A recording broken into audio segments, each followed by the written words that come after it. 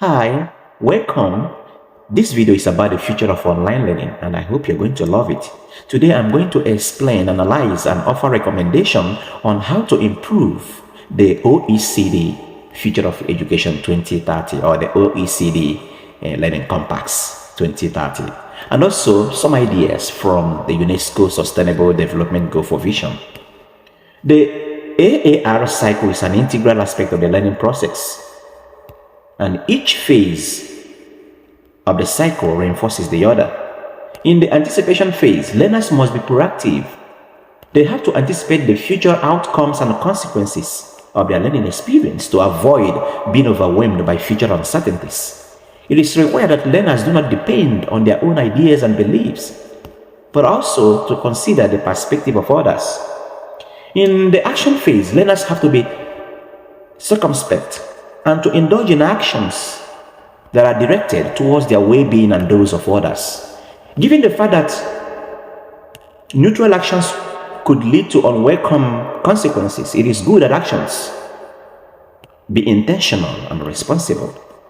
In the reflection phase, to ensure that actions are taken in a very thoughtful manner and to encourage deeper thinking to understand how ideas and experiences are connected, learners are encouraged to reflect in their action while on the action and also on their action, that is after doing the action.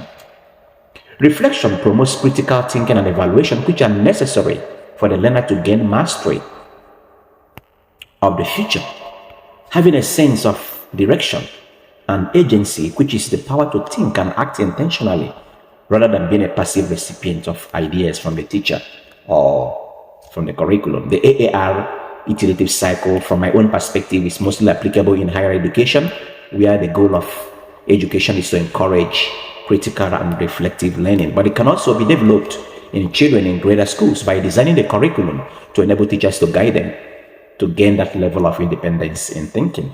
The AAR cycle can be enhanced by adapting curriculum design to follow the non-linear dynamic model that recognizes that each student has his learning path and to make learners part of the curriculum design.